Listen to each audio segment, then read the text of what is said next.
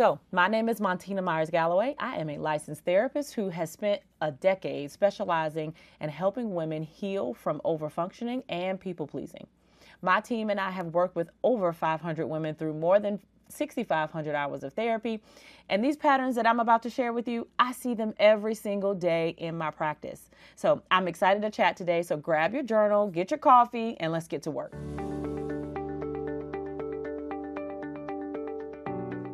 So, what is identity anyway? Identity is your sense of who you are, separate from your roles, relationships, and what you do for other people. It's your values, it's your preferences, it's your boundaries, your dreams, and even your desires. It is literally the core of you that exists, whether someone needs you or not. Now, that's not to be confused with self-worth. So, self-worth is the internal belief that you have value because you exist, not because of what you produce, not because of what you accomplish or what you do for others. It's unconditional value that doesn't fluctuate based on performance. So let's think about a house, right? When you have a house, you start with a foundation. Self-worth is your foundation, and your identity is the house that's built on. So when your foundation is solid, your self-worth is solid, you can remodel the house, you can change careers, you can shift roles, you can even set new boundaries without everything collapsing. Now, your foundation stays steady no matter what changes above the ground. So when your foundation is shaky or when your self-worth is tied to what you do, everything feels dangerous. You keep adding more things, you keep adding more rooms or roles or responsibilities, trying to stabilize things, but it really just makes it worse. So here's the problem. Most women that I see treat their identity, the house, as their foundation. I'm a good mother. I'm a reliable one. I'm a good friend. And it feels like the ground beneath them. But those are just the rooms in the house. Roles that can change. When they set boundaries or when they rest, it can feel like the foundation is crumbling. But sometimes you've just confused the house with the ground that it sits on. So for example, self-worth, the foundation, says I matter because I exist. Identity, what you see on the outside, says here is how I show up in the world. Now, most women that I work with have role-based identity, sometimes instead of authentic identity. Their sense of self might be built entirely on those external things where they get external validation and what they contribute to others. So when they're being the helper or when they're not being the helper or the fixer or the one that everyone comes to, it can feel very uncomfortable. Now, their self-worth could have possibly been or is often directly tied to their usefulness. So that means they feel like they can never rest. They feel like they can never just be because they're not doing something for someone. They believe, and they deeply believe, that they have no value. Now, does that sound like you? So I'm going to walk you through the 6 signs that you might need to work on your sense of self. And then I'm going to show you how to start building, because you can't have relationships or strong boundaries or real peace even if you don't know who you are. So here are the 6 signs that your identity might be wrapped up in what you do for others instead of who you actually are. Now, as I go through each one, I know you got your journal, you got your pen, I hope you got your coffee. But as I go through each one, I want you to just notice without judgment, which of these signs feel or sound familiar to you. This is not about shame. This is really about clarity, because you cannot rebuild what you cannot see. So, sign number 1, you define yourself by your roles. Now, this first sign, again, when someone asks you who you are, what is your answer? Do you list out, I'm a mom, I'm a wife, I'm a manager, I'm a daughter, I'm a friend? Those are the things that you do, not who you are. Do you immediately list your job titles or your relationships? But I want you to think about this. When all those roles changed or they stripped away for some reason, what is it going to feel like? How are you going to get to the core of who you are? Can you describe yourself without mentioning what you do for others? Or have you ever felt like you're just playing a part instead of being yourself. You're not really being authentic. If this is hitting home, it is quite possible that your external identity has been built on function, not authenticity. Again, roles change. Kids grow up, jobs end, relationships shift. And again, if your identity is built on roles, I don't want you to fall apart. Now, this can happen in childhood. This can start in childhood when you learn that your value comes from what you do. Maybe you were praised for being responsible. Maybe you were praised for being mature and helpful, but no one really checked in on what you do, what you like to do, what fun, creative things that you like to do. You learn to perform your roles for love and approval. I want you to develop a core sense of self underneath all those roles. All right, so sign number 2, you don't actually know what you want. Now, this second sign is, I want you to think about the things that are not practical.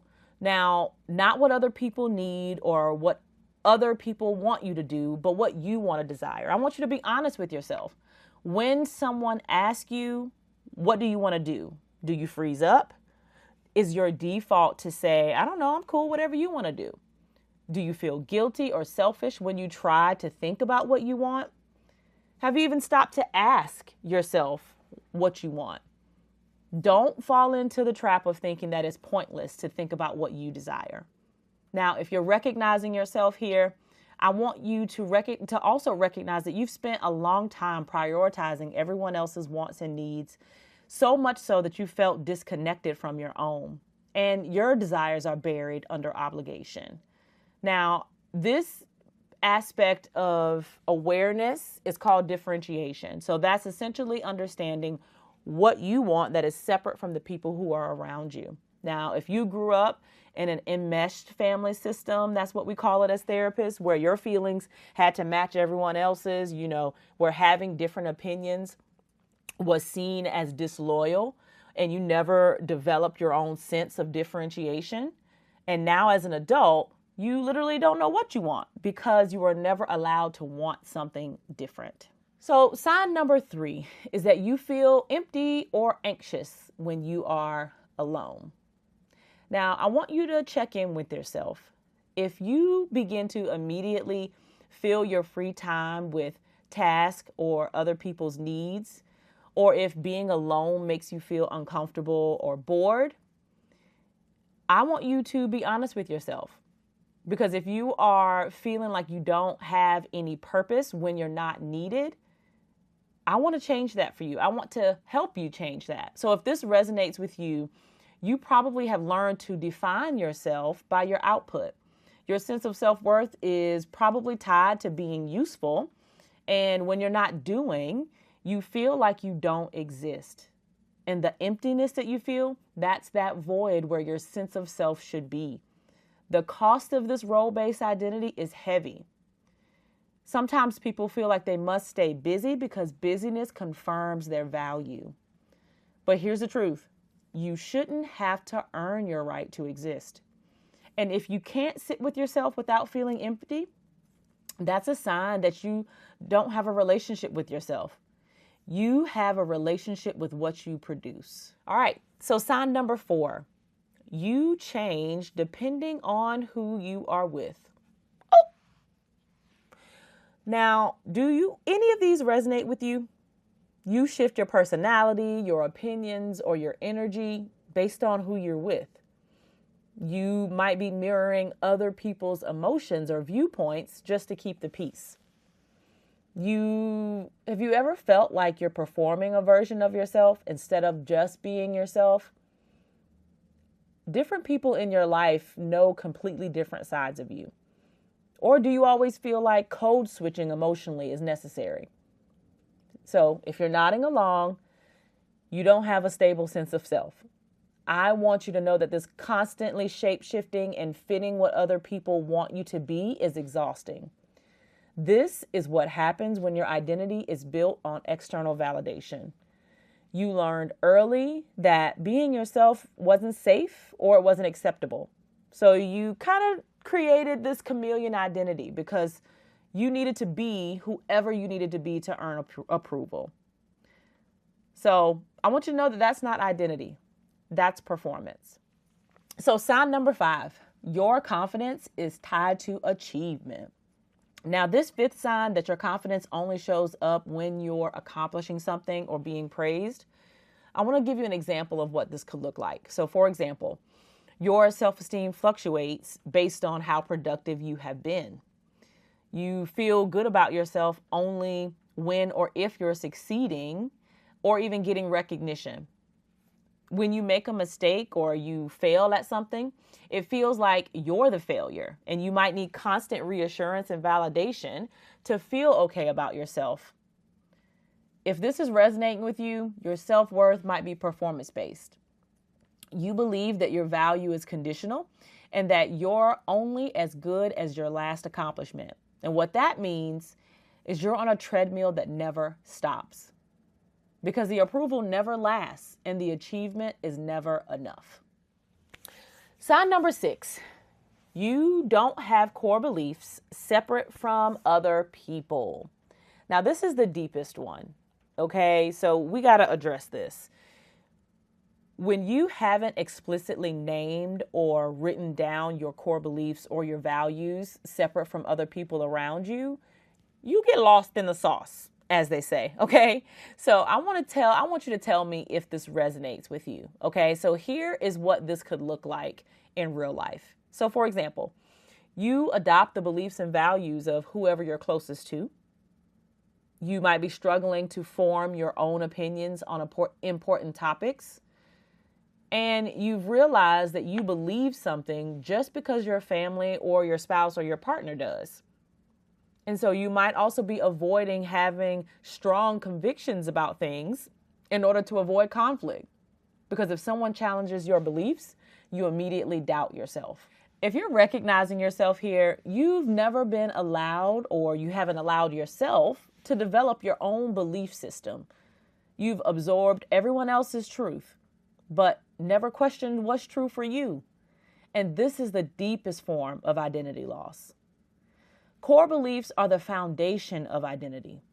They're what you stand for, it's what you value, it's what you believe about yourself and the world around you. But if you grew up in a system where questioning was punished, where having different beliefs meant that you were rejected by those who you loved, that means you ultimately learned to silence your own inner voice. And now, as an adult, you don't even know what that voice sounds like anymore.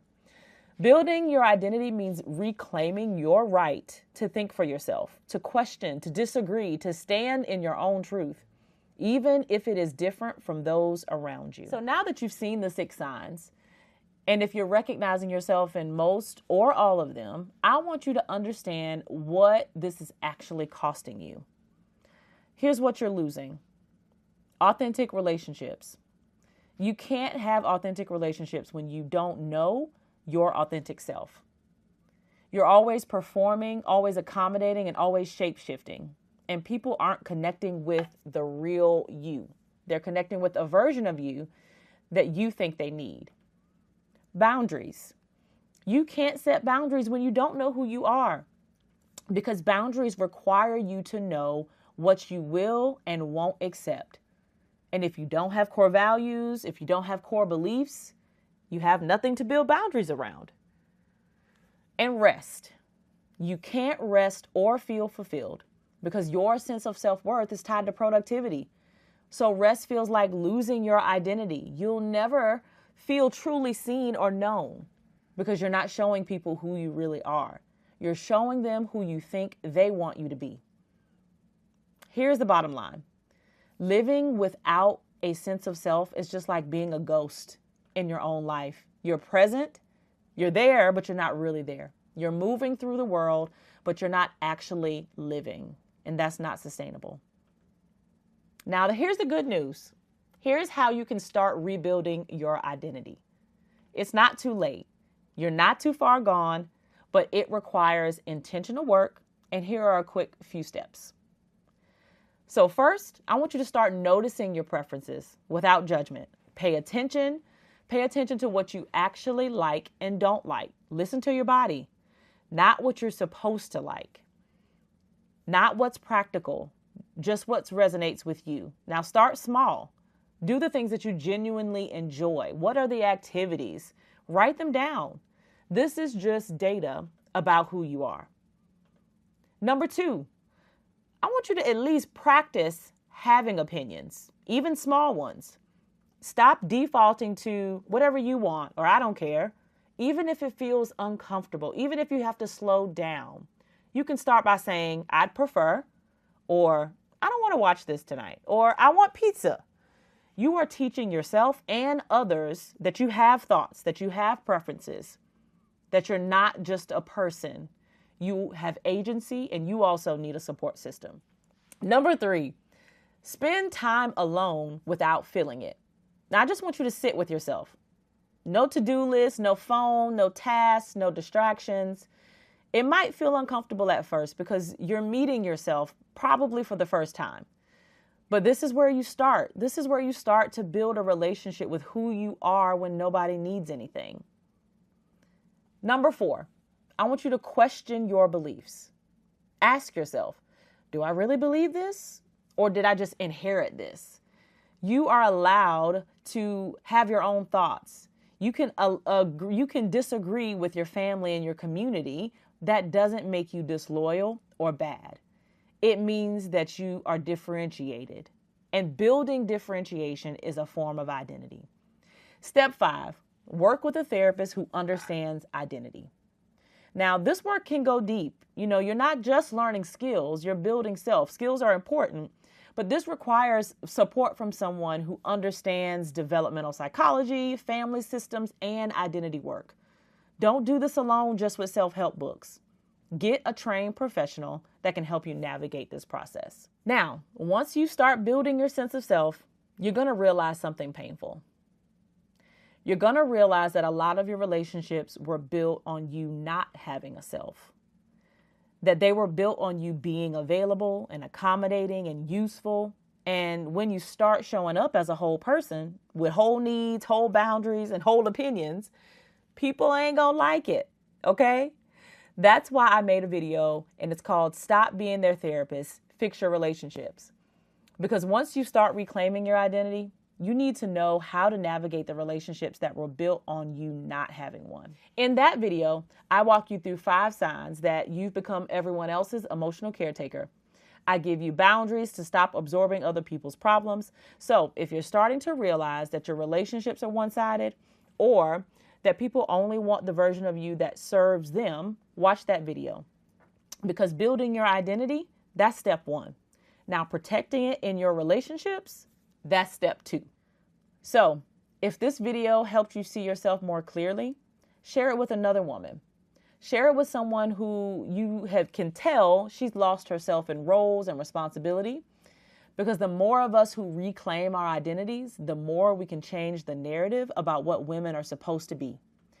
I'm Montina Myers Galloway, and I'll see you in the next video.